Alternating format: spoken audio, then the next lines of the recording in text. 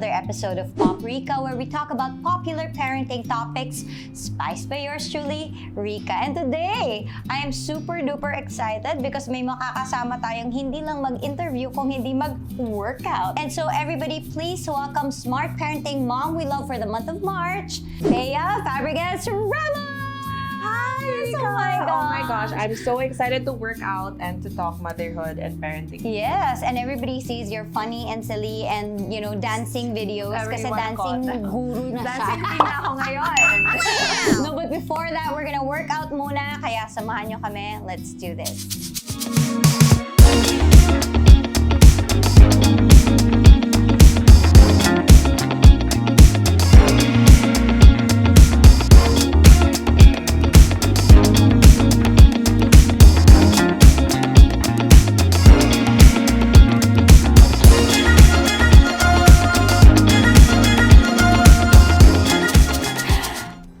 Workout. Grabe! Oh, diba? It doesn't get easier. Pero yung totoo lang, alam nyo ba, talagang siya yung tinitingnan ko before. Like, bago ka pa maging mommy, diba? I don't know, you were married na ba? Yeah, I was married. When you were married. When I noticed na you were like commenting sa mga workout stories. Kasi pandemic, diba? So, workout lang ako ng workout, no? After Grabe. having Tyler, Correct. first of all, do you have like a regular routine right now? Right now I do, because he's at the age where he goes to school. So I have that 2 hours in my day. Tapos sinisingit ko yung workout ko doon. So ita-timing ko na lang din. Because I actually had a lot of followers that I haven't met na nagme-message sa akin na parang asking questions kasi like, I'm a mom and like this and like that. And while I thought I knew, syempre, I would respond na parang, you know, you just have to try and figure it out with your schedule, which I do. It still is true, yes. I would never be like, you just gotta make the time. That's never the message naman that ano. It was more of like, you have to find what works for you. Kailangan talaga bet mo yung ginagawa mo. It was just really me and my husband super hands-on.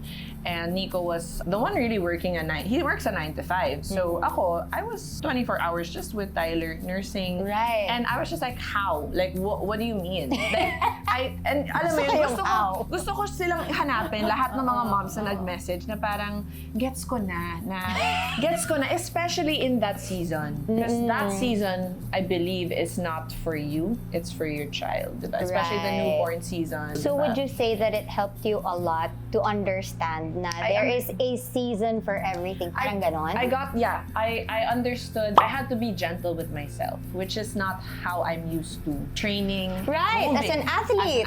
I'm like, no, you gotta get it done. Doesn't matter how tired you are. It doesn't matter what you're going through. You get up, you go. I would refer to that season in my life. Sabi ko, baka kaya kasi dati kaya ko. And then I was like, wow, hindi talaga kaya because you are literally like, ubos ka eh, diba? As a mom. When new moms ask me, how did you get back into movement? I said, all you have to do is, if you see it, grab it. If you see the opportunity na, okay, like, at this moment, tulog siya, tapos ko na yung dishes, or wala na akong gagawin, okay, time to move. Before, I was like, you know, parang, you know, you have to find it within you, and you know, parang it was a more intense thing. But now it's like, no, if it's just squats, if it's just stretching, if it's just anything, just to move, to reconnect with your body and to just feel healthier, like that's okay, because you will build it eventually. And I had to teach myself that. Correct. I was gonna say nga, that must have been big for you because athlete din yung, yung background mo. And athletes kind of are hard on themselves. You kind of have to, di ba? So you have a goal. Yes, exactly. Kasi ang difference sa ating dalawa, ako wala akong background ng athlete, so kebs ko. Yeah. Wala akong pakialam if I don't achieve anything for the day. But you guys are kind of like used to like pursuing a goal. Before kasi, it's like you'll see my stories. Kung nagwa-100 push-up na ata ako dyan, kulang na lang, I'm like climbing you know what I mean? Like, and it was really what I was capable of at the time. But now, all I can do is walk for 60 minutes or 45 minutes. And that for me is like what I want to, you know, remind people that it really does not matter what you're doing. Basta gumagalaw ka, basta that's working for your schedule, okay na yan. What is your advice for like moms like that na parang I just don't feel like myself? Where do they start? The number one thing that I told myself, I looked at all my old clothes and I said, I'm not even gonna bother to try and fit into this. It's basically just, that's the old. That's right. That's the old. That was me before the baby. It was hard. Yes. It was super hard. It's kind of like saying goodbye to yeah, I had to say the goodbye. woman that was Yes. prior to the baby. And which is crazy kasi I knew that. Parang people used to ask me before, why do you work out so much or what motivates you to? Because I was so abs and everything. And I said, I think I do it because I know one day I won't look like this anymore. And I wanted to know if kinaya ko ba. And when I look back, kinaya ko at the time. But like now, when they're like, oh, is that your goal? I'm like, no, I don't even want to look like her because she was great then. And She's Bea then. Yeah, she's Bea then. And I can't, it's not that I can't, it's just she's not. It's just she's a different person, diba? Correct. Also, my tops before just ang liit. I was like, why was I? What? Sabi ko, why was I so Prior to attracted to crop top? So many things change when you become a mom. You feel different, diba? You're learning who you are. So it took me a while also to figure out what my style was. Right. I felt lost when I was dressing up. You don't have to strive for a certain look or a certain vibe.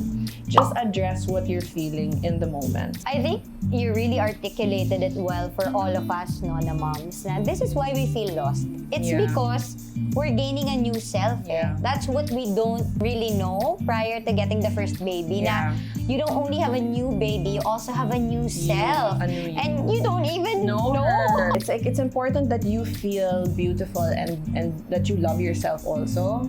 But like you don't know how to do that in the first few months. And Well, like, it's kind of hard to love diba? somebody you don't fully know exactly. yet. Also, don't believe everything you see online. Like everybody's trying to figure it out. I Everybody agree. is super lost and taking it one step at a time. And I think it's as long as you have your core, your circle. Diba? Like me, my sisters, my few, like my college, but I have a very small circle that like I really share the ugliest thoughts that I have, the most insecure, na parang, how could you be thinking of that? You should be more mature already. But no parang to admit it out loud, you need that group. We'll talk more. Meron pa tayong pag-uusapan. Oo, But for now, bago tayo mag-move on sa ating part 2, magja-jump rope muna tayo. Ayun, oh my gosh. You're gonna teach me. You're so good. Oh, ako ba?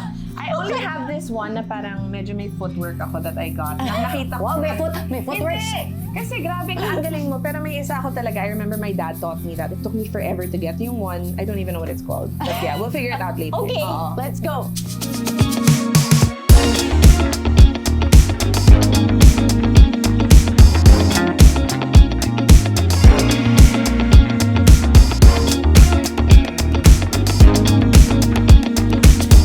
Alright, so Bea, have you Okay. ever tried jumping before? Like jump rope before? So I would do it to cross train when I was playing tennis. So I know how. But pretty all well. your life, you have trained for tennis. Tennis specifically. How old were you when you started Tennis? playing tennis ba? I was turning 8, but I started T-ball at 4. I see. So I was active. So active na kayo. Actually, I was 4 talking to your years old sister pa lang. earlier Yeah. and I told her na I did notice that all of you are active people. Yeah. Like, you don't have the same sport but lahat kayo may ginagawa. Masyadong emotional kasi. So, kailangan natin, Nang release. my parents are like, do something. Hindi, pero I was yeah, gonna oo. ask, what was the philosophy behind that? Ano ba yung gusto ng parents ninyo? Kung bakit ba yeah. in-enroll nila kayo sa mga ganitong classes? My dad always used to say, because my mom was a dancer, and my dad Right. played college tennis in the States. So, you know, very good, like, athletic couple that literally are always working out. So, I grew up seeing my parents. So it really started with your parents. Yeah. So my dad said na parang, you know, when you start early, there's a discipline that you will have always. And I cannot stress how much I feel that now. Wow. I'm thankful that early on, pina-sports na ako. But I also believe that you can pick up a skill at any point. And like, you are a perfect example of like, you found it. I know. You found it. At 40, And, what? and it clicked, diba? So I'm like, Yes. it can. You just have to find, because there's so many types of movement nga. You know, there's spinning, there's yoga, ako naman, I cannot yoga. Like, if you put me in a yoga class, I Correct. will be like, please, no, ayoko. It's not fun for me. Ito, this is super important. I don't know if you like working out alone. Ako, Yes, I love do. working out alone. I do. So even my husband, he's like, are we gonna work out together? I'm like, no, I don't wanna work out with you. Oh my gosh, kahanap na ako ng kapareho Diba? Kasi dito. sabi ko, ayoko. Oo. Because this is Oo, my kasi alam mo na time. minsan, natatawa ako pag nakita ko ng iba na parang, ba't ang Couple sweet workout. nila, Oo. couple workout. Parang dapat ba ganun kami? Hindi. Pero ayoko Ayaw mo eh, okay lang. Ganon. Fitness is also very personal in Yes, that way. personal. Na how do you like it? It's Exactly. really up to you. So, hindi mo ako mapipilit. Parang, hindi, okay lang. I know na. Because I know myself so well. Like you said, parang may benefit siya sa buhay mo. Yes, it is what grounds me. Like, I'm like, you know what? When I'm in shambles, like I'm overwhelmed, I go back to movement. Wow. But yeah, parang because I'm just like, I just need to get this done. And you know, you and I know the benefit talaga of fitness in our lives. Correct. Just movement, no? Plain movement. How are you able to pass this on to Tyler? Do you deliberately like do something to show him or like Yeah. enroll him in something? So right now, it's so cute. He's already saying, I want to play tennis. Ay, cute! It's so cute. It's so cute. I bought him a little racket, pero natamaan na ako sa mukha. Kasi, di ba? Kasi alam mo yun, like there's no control for it. So obviously, it's not that. As much as possible, playground time, you know, like that's what he enjoys. He's climbing, he's hanging. I see that. In the beginning, takot siya mag-slide. But the more he saw other kids also in the playground na hindi naman niya kilala, parang he was also braver to try things.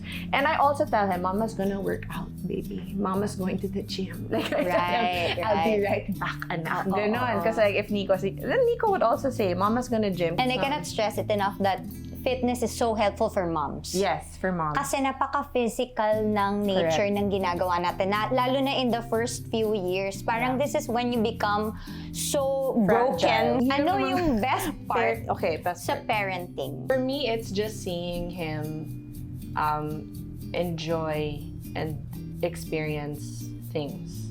Watching him, seeing him, like, that's why I'm like, anything Hakuna Matata, sign me up. Because I need, you know what I mean? Like, I'm not even watching the show. I'm watching my child the entire time. You're watching your You're child. watching your child. The show. And then that's Yes. why when you look back at your videos, you're like, oh, nangyari pala yan? I have to remind myself, like, when I'm putting him to sleep, and like when I'm just like holding him, or when it's just like, you know, there are some moments when they're not hyper and they just want to Right. lie down with you. It's very like beautiful. Right. And I'm just like, this is what it is all about. Like, this is the greatest gift that the Lord has given me. I can relate to that. Na parang just watching a human being flourish in front of you is Yes. like such a privilege. Motherhood does that to you, that you're just like, life is so amazing. Good that you are like one of those people who Yeah. can really stop and take a look at that. Yeah. Right? It's But what's a struggle? There are times when I am so, I don't know why mothers are so hard on themselves, but I'm so hard on myself. Sometimes I feel like I'm not doing enough.